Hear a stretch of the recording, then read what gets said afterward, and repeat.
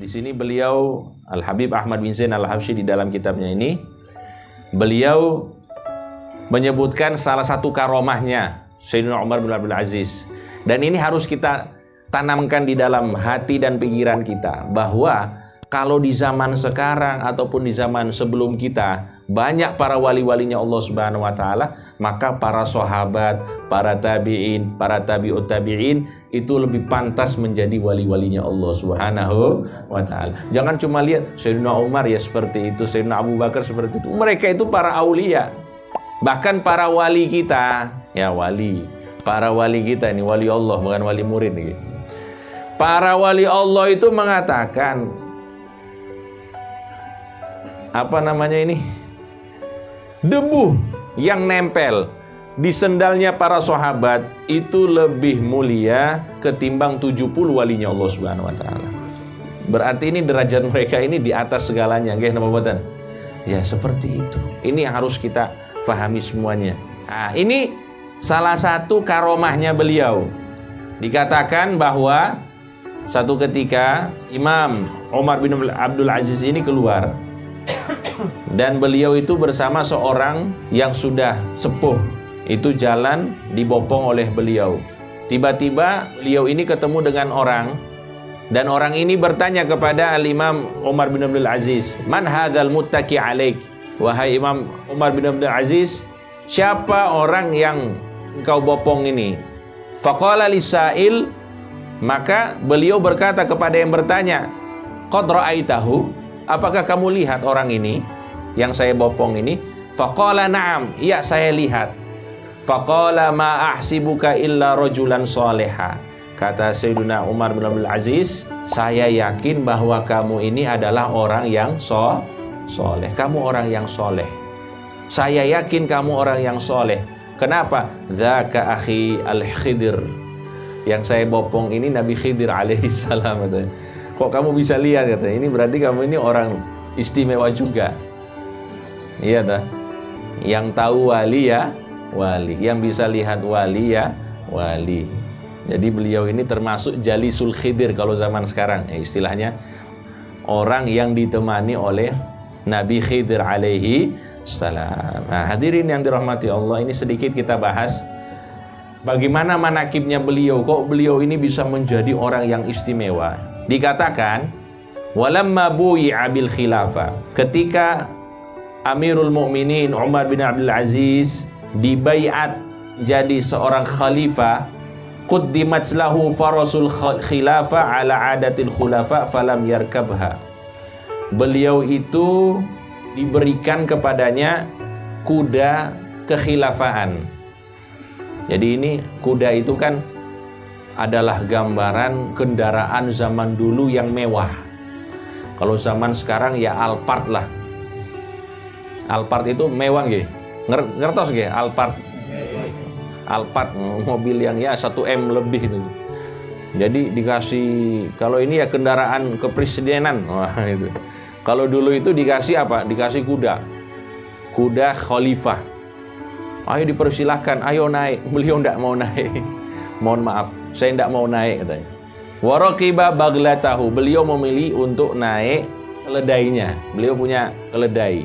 Ya istilahnya ya kendaraan yang sederhana. Bukan kuda. Beliau memilih untuk naik keledai. Jadi mana kendaraan pribadi. Saya tidak mau pakai kendaraan dinas, saya mau pakai kendaraan pribadi. Wa jaa sahibu syurta liyasira baina yadayhi bil hirba ala adatihim.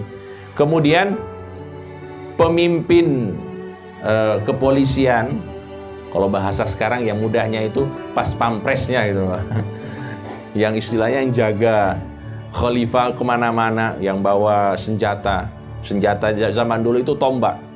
Jadi di mana ada khalifah ada pas pampresnya itu, ada penjaganya, depan belakang itu ada. Nah, beliau mengatakan apa kepada bodyguardnya itu, kepada pas pampresnya itu, tanahani, awas kamu, jangan halangi jalan saya katanya. Saya tidak mau kayak gini. Jangan halangi jalan saya. Mali walak. Kenapa kamu seperti ini? Saya tidak perlu kamu. Innama ana rajulun minal muslimin. Aku ini hanyalah satu orang dari masyarakat kaum muslimin. Jadi beliau ingin mengatakan apa? Saya ini tidak beda dengan rakyat saya. Saya ini sama. Jangan beda-bedakan saya. Kalau mereka haknya seperti ini, saya juga haknya seperti ini. Saya nggak mau jadi orang lain.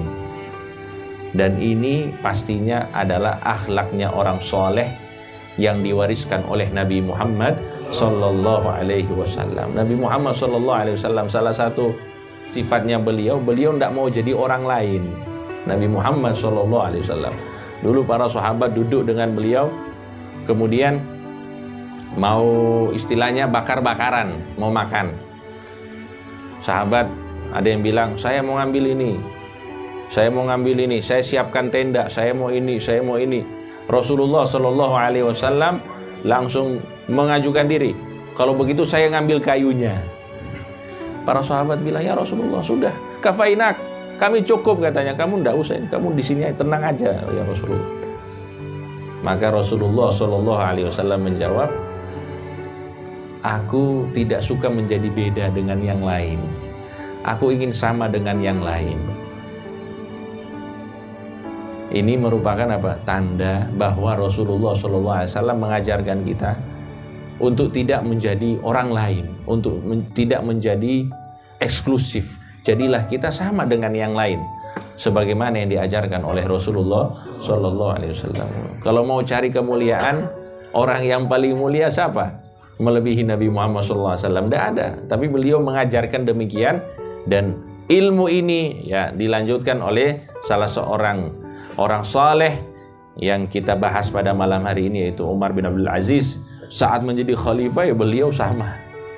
Ana rajulun minal muslimin, sama, aku ini sama dengan rakyatku, tidak ada beda, tidak usah dijaga-jaga, udah biarkan saya. Kemudian termasuk juga manakibnya beliau, annahu lamma dakhala al-masjid wa sa'idal mimbar. Beliau itu satu ketika masuk ke masjid, kemudian beliau naik mimbar, wajtama'an nasu ilaih. Biasanya kayak gini. Kalau kita zaman sekarang ini, apa istilahnya? Jumpa pers. Apa namanya itu? Jumpa pers itu kalau zaman dulu khalifahnya masuk masjid, kemudian naik mimbar, itu ada pengumuman penting.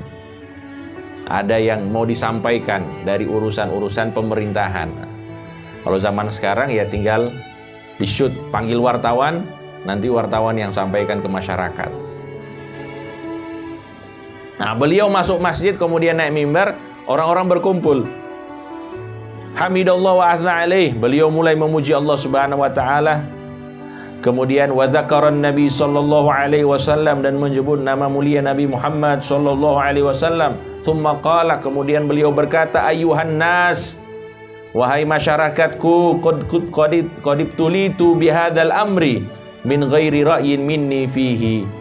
Aku telah diberikan ujian oleh Allah Subhanahu wa taala dengan memegang amanat besar ini tanpa ada pertimbangan dariku. Jadi beliau ini dipaksa untuk jadi khalifah. Jadi beliau tidak nyari kursi, tapi dikasih apa? Kursi. Beliau dipaksa untuk jadi khalifah.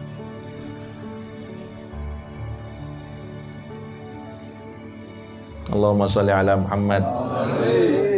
Ana teringat dengan apa yang disampaikan oleh Gus Dur. Beliau menyampaikan apa?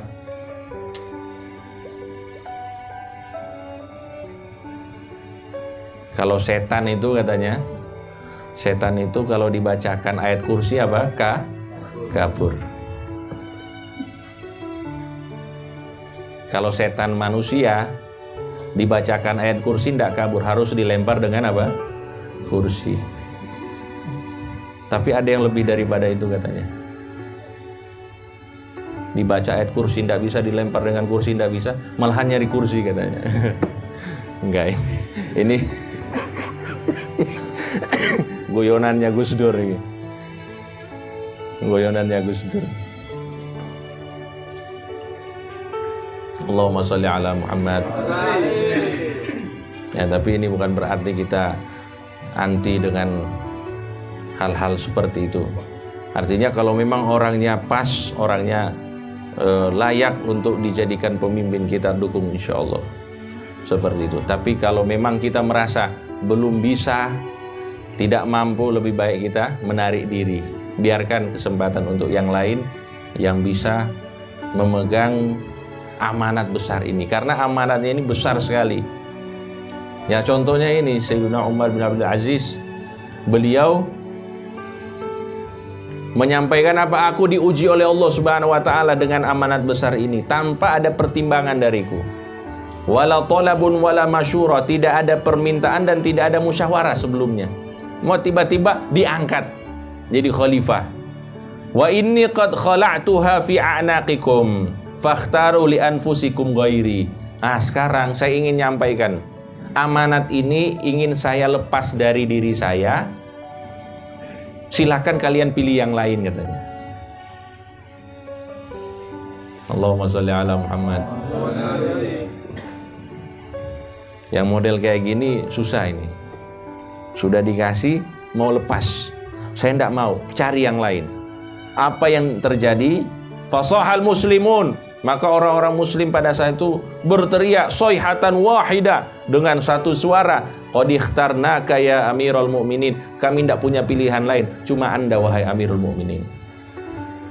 Wa radinaka, dan kami ridho kamu menjadi Amirul Mukminin. Setelah itu beliau berkhutbah sebagaimana khutbah Sayyidina Umar bin Khattab radhiyallahu taala anhu, kakeknya, ati'uni wa ma ata'tullah. Kalau begitu kalian harus taat kepadaku selama aku taat kepada Allah. Fa in asaituhu fala ta'ata li 'alaikum. Tapi kalau aku maksiat kepada Allah, kalian tidak boleh taat kepadaku. Kemudian dikatakan ketika beliau sudah mendapatkan keridhaan masyarakat kaum muslimin pada saat itu, beliau mulai masuk rumah istana. Rumah apa? Istana kepresidenan lah kalau sekarang ini. Rumah khilafah. Hal yang pertama beliau lakukan apa? Semua tirai-tirai yang ada di rumah khilafah itu disuruh copot, diminta untuk dicopot. Ini dicopot semuanya. Supaya apa? Supaya tidak terkesan tertutup, terbuka. Ini yang pertama beliau lakukan, disuruh copot semua tirai-tirai. Kemudian semua karpet-karpet yang ada disuruh untuk diangkat. Diangkat semuanya. Setelah itu apa? Tirai-tirai dan karpet-karpet dijual semuanya. Bayangkan. Dijual. Ini inventaris nih. Dijual. Setelah itu apa? Hasil penjualannya itu dimasukkan ke Baitul Malil Muslimin, di kas negara, dikasih masuk situ. Saya tidak terlalu perlu ini, kata. Ini apa istilahnya, pemborosan biaya, ini pemborosan anggaran. Ini dijual terus dimasukkan ke Baitul Mal Muslimin. Kemudian apa yang beliau lakukan setelah menjadi khalifah? Semua urusan dengan keluarganya itu beliau perketat. Keluarganya yang tidak beres langsung dihukum. Keluarganya make apa namanya ya, istilahnya inventaris khalifah langsung diambil. Pokoknya tidak boleh sama sekali. Sangat ketat beliau.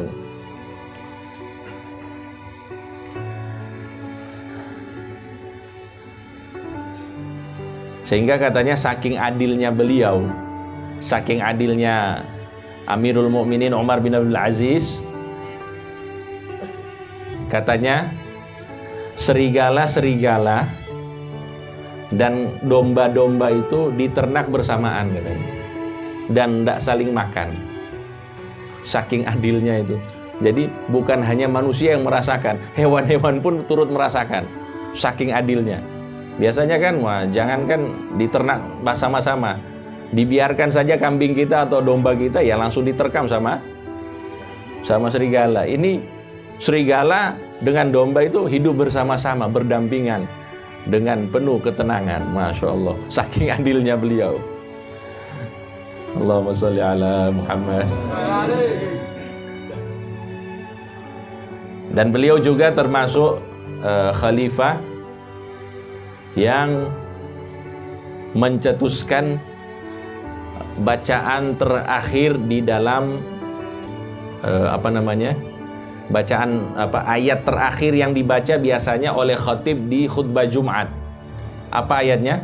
Innallaha ya'muru bil adli wal ihsan. Ini kayaknya sering tidur nih Pak khutbah nih. Innallaha ya'muru bil adli wal ihsan wa ita'i dzil qurba wa yanha 'anil fahsya'i wal munkari wal baghi ya'idzukum la'allakum tadzakkarun. Itu adalah ayat yang dicetuskan oleh Sayyiduna Umar bin Abdul Aziz. Karena begini, ada latar belakang kisahnya. Dikatakan bahwa sebelum beliau ada khalifah-khalifah. Sebelum beliau itu ada khalifah-khalifah. Setiap kali khutbah Jumat, penutup khutbah Jumat itu selalu ditutup dengan caci maki kepada Sayyidina Ali bin Abi Thalib. Na'udzubillahi min dzalik. Allahumma sholli ala Muhammad. Ada apa Pak? Oh, dingin.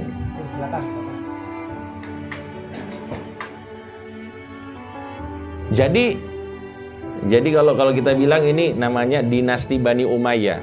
Dinasti Bani Umayyah ini memang tidak cocok dengan Sayyidina Ali. Ini perlu kita ketahui sebagai sejarah. Tapi ya tetap kita berhusnuzon kepada para ulama kita dan orang-orang soleh terdahulu. Makanya kita itu jangan cuma bilang mengikuti salaf, tapi kita mengikuti salafus soleh. Karena tidak semua pendahulu kita itu soleh. Ada yang kurang soleh juga. Tapi kalau kita urusannya dengan para sahabat, itu harus husnuzon semuanya. Jadi begini hadirin yang dirahmati Allah, ada sebuah pertikaian di kalangan sahabat tentang masalah khilafah ini. Setelah Sayyidina Ali ini, yang memegang kekuasaan disebut dengan Bani Umayyah. Memang yang pertama dengan yang bertikai dengan Sayyidina Ali yaitu Muawiyah bin Abi Sufyan. Beliau itu memang bertikai dengan Sayyidina Ali, tapi mereka masih saling hormat menghormati. Yang jadi masalah ini anak keturunannya.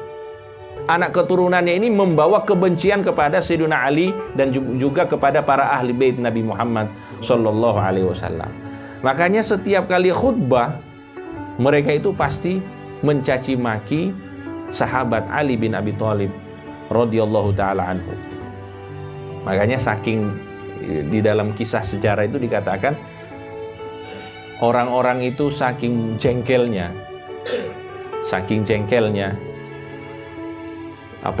khutbah, akhir khutbah itu pasti ada caci maki, mereka sudah keluar lebih dulu. Ini guru saya menyampaikan begini, katanya dulu ini, dan ini masih masalah khilafiyah, hanya sebagai pengetahuan buat jenengan. Jadi katanya dulu itu sholat dulu baru khutbah, sama seperti sholat Idul Fitri. Jadi sholat dulu baru khutbah. Biasanya masyarakat kaum muslimin dulu setelah sholat langsung pulang, kebanyakan. Karena apa? Karena mereka tidak mau mendengar caci maki para khalifah ini kepada Sayyidina Ali bin Abi Thalib. Makanya kata guru saya, diputer khutbah dulu baru sholat, katanya gitu. Tapi ini masalah khilafiyah. Kalau kita baca kitab fikihnya ya khutbah dulu baru sholat kalau di fikihnya. Tapi kalau sejarahnya seperti itu.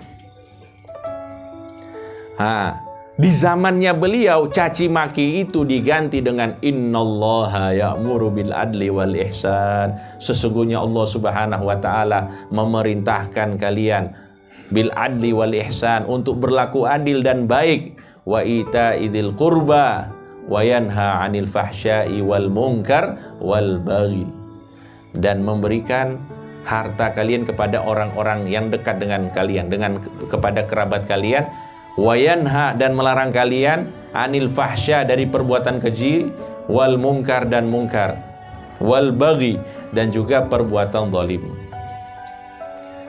Ini yang mencetuskannya adalah Sayyidina Umar bin Abdul Aziz. Makanya beliau itu saat menjadi khalifah yang benci banyak, karena tidak sejalan dengan leluhurnya. Leluhurnya kayak gini, beliau bikin jalan yang beda. Makanya di umur khilafahnya yang cuma 2 tahun, beliau dibunuh. Beliau dibunuh oleh keluarganya sendiri. Na'udzubillahi min dzalik. Makanya insya Allah akan kita lanjut di pertemuan yang akan datang.